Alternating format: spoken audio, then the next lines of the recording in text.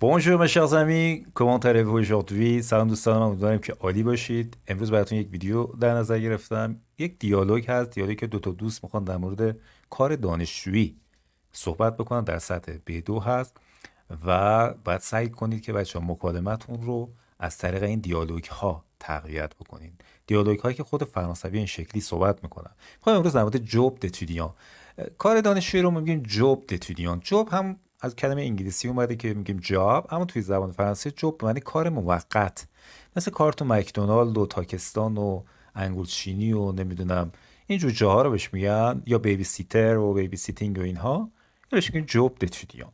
بریم ببینیم که دیالوگ به چه شکلی هستش. من اون اصطلاحات که خیلی مهم هست حتما باید بلد باشید رو هم با رنگ آبی مشخص کردم. C'est un dialogue entre Jacques et Robert. این دیالوگ بین ژاک و روبرت در واقع داره برگزار میشه و یه مکالمه دوستانه هست. ژاک میپرسه alors tu en es où؟ alors tu en es où؟ alors یعنی خب tu en es où این اصطلاحه. tu en es où یعنی چی شد، کارت به کجا کشید. مثلا فکر کن دوستش داره دنبال کار میگشته یه مدتی رو، خب کارت به کجا کشید، تیانه او کجای کار هستی، تو چه مرحله از کارت هستی. اگر با وو بگیم میگه ووزانت او، ووزانت او، اما چون خودمونی هستم میگن تیانه او، تیانه او یعنی چی شد. Tu as eu des nouvelles pour ton job d'étudiant؟ Tu as où؟ Tu as eu des nouvelles. avoir des nouvelles. nouvelle اینجا به معنی خبره. Tu as eu des nouvelles. آیا خبری به دست آوردی؟ pour ton job d'étudiant برای کار دانشجویی خبری چیزی از جایی به دستت رسید. tu as eu des nouvelles pour ton job d'étudiant. همونطور که گفتم کار دانشجویی میشه job d'étudiant. روبرت میگه non pas encore، نه هنوز نه. pas encore یا pas encore فرق نمیکنه، میتونید لیزون بذارید یا نذارید، یعنی هنوز نه. j'attends leur réponse. j'attends leur réponse یعنی منتظر جواب اونا هستم. ژاک باز میپرسه quand tu as envoyé ton CV؟ quand tu as envoyé ton CV. CV یا curriculum vitae که مخففش میشه CV، یه چیزی مثل همون رزومه خودمون که تو فارسی میگیم.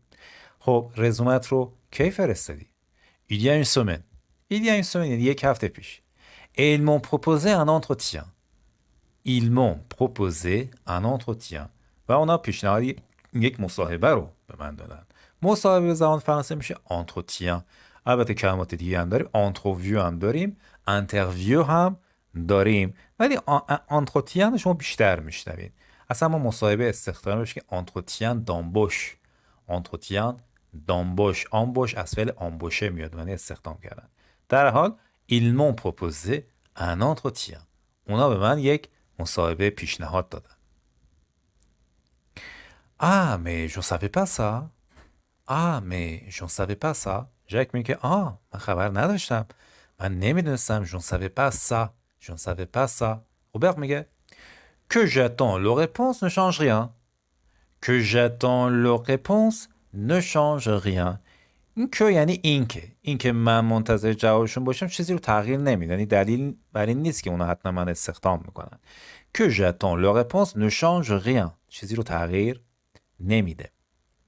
ژاک میگه oui mais dis-moi ça s'est passé comment؟ آره اما بگو ببینم. فارسی میگیم بگو ببینم، میگیم dis-moi. mais dis-moi mais dis-moi ça s'est passé comment؟ توی زبان محاوره کلمه پرسشی میارن آخر جمله، تو زبان رسمی تر کلمه پرسشی میاد اول جمله. به جای اینکه میگه comment ça s'est passé میگه ça s'est passé comment. پس تو زبان محاوره‌ای خب کلمه پرسشی مثل comment quand او و غیره رو میاریم آخر جمله. ça s'est passé comment. سو پسه معنی اتفاق افتادن. اینجا میگه چجوری شد، چی شد. normalement خب معمولا normalement ils m'ont posé plein de questions sur ce que j'étudiais. ils m'ont posé plein de questions یعنی اونا کلی از من سوال پرسیدن. به جای beaucoup de questions میگیم plein de questions. plein de یعنی همون beaucoup de. ما تو فارسی میگیم کلی از من سوال پرسیدن. ils m'ont posé plein de questions. اصلا دقت کنید وقتی کلمه question استفاده میکنید از پوزه باید استفاده کنید، نگید demande de question. ما demande de question نداریم. خود demande یعنی پوزه de question. متوجه هستید؟ پس فقط بگیم پوزه de question. حالا اینجا چرا شده پلان دو نگفته پلان د؟ چون که گفتیم پلان یک اکسپرسیون دو کانتیته است، یعنی یک مقداری رو میرسونه، یک تعدادی میرسونه. بعد از اینا ما فقط باید دو بیاریم. بوکو هم بود دو بود، انورممان بود دو بود، هرچی باید فقط از دو استفاده میکردیم. این مو پوزه پلان دو کسیون سور، یعنی درباره ce que j'étudie، یعنی آنچه که من مطالعه میکردم. یعنی چی؟ یعنی در مورد رشته هم که من چی میخوندم، در مورد آنچه که سوکه یعنی آنچه که. تو سا همش همین. Je pense m'en être pas trop mal sorti. Je pense m'en être pas trop mal sorti. Sans sortir یعنی از جای، نه یک معنی از جای خارج شدن، یعنی از یک گرفتاری یا یک مخمسه، یک وضعیت دشوار خارج شدن. این میگه که من فکر میکنم که خیلی بعد از این مرحله عبور نکردم، یعنی از این به اصطلاح سوالات رو خوب جواب دادم. Je pense m'en être pas trop mal sorti. Il y a plus qu'à attendre. Il y a plus qu'à attendre یعنی چی؟ یعنی اینکه تنها کاری که باید بکنیم اینه که منتظر بمونیم. اولا این یا همون ایلیا هست. خب تو زبان محاوره میگن یا. این در اصل ایلنیا بوده، یعنی جمله نو داشته. اینیا پلوکا. وقتی میگیم اینیا پلوکا یا یا پلوکا یعنی تنها کاری که باید انجام بدیم همینه. یا پلوکا اتاند. بعد از که ا میذاریم، بعد فعل میذاریم. یا پلوکا اتاند. چجوری من فرانسه‌ام خوب کنم؟ یا پلوکا پارله. یعنی تنها کاری که مونده اینه که من صحبت بکنم. چون که تنها کاری که باید بکنیم اینه که منتظر باشیم. یا پلوکا اتاند. Mais ils t'ont dit quoi exactement?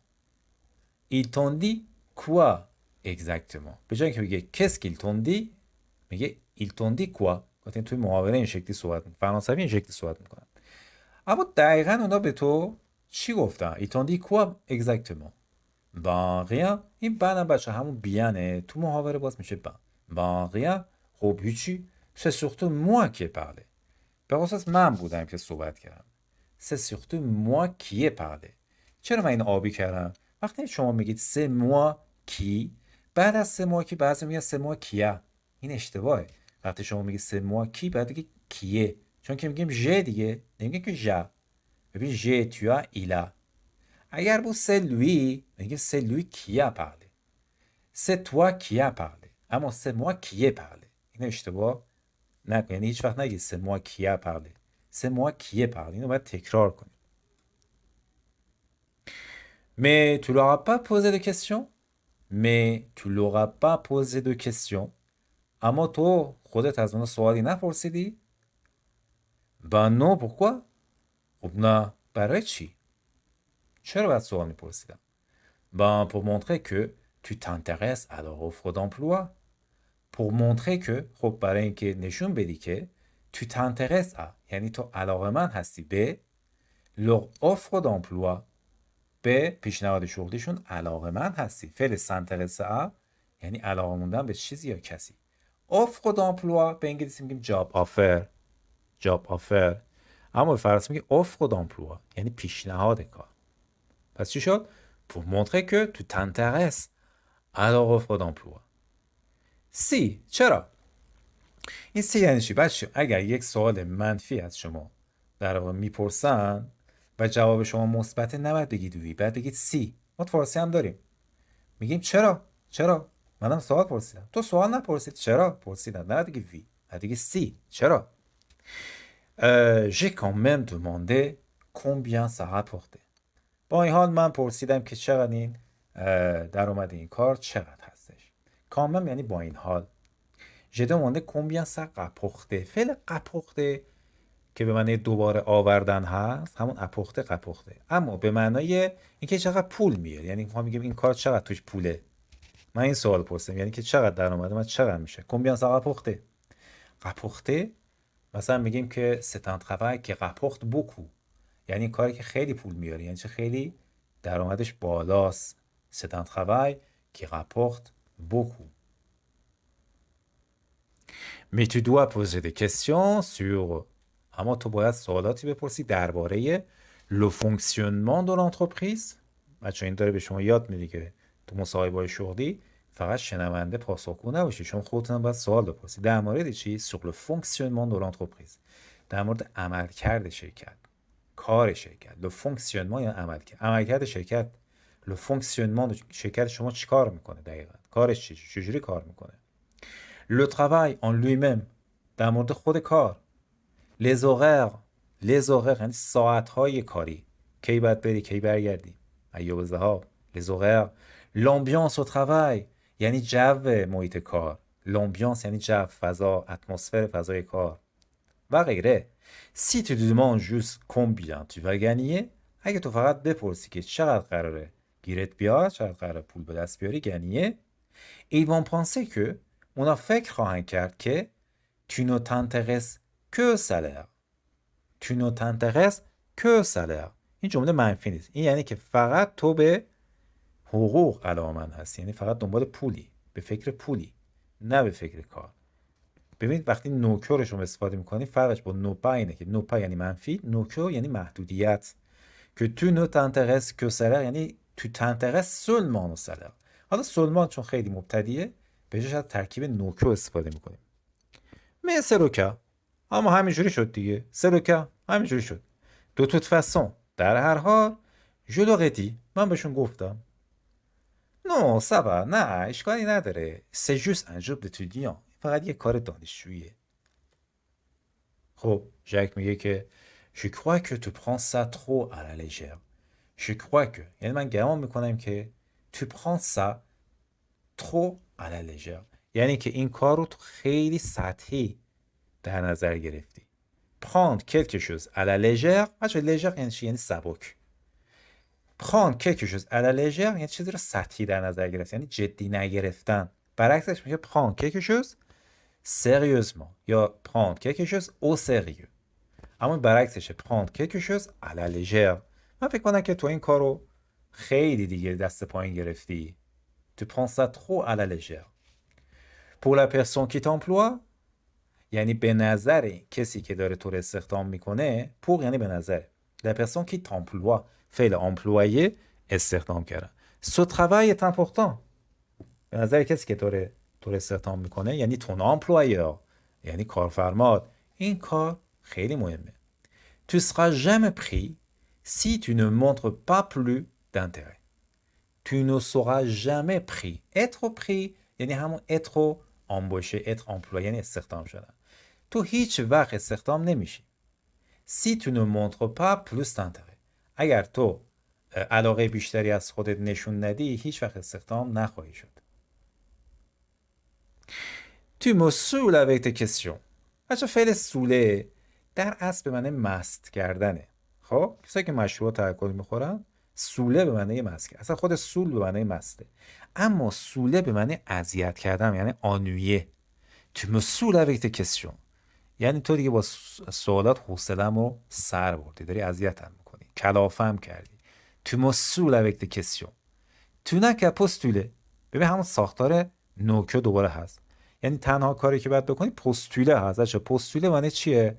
پستوله به معنی اپلای کردن، یعنی درخواست کار دادن، اما به فرانسه میگه پستوله.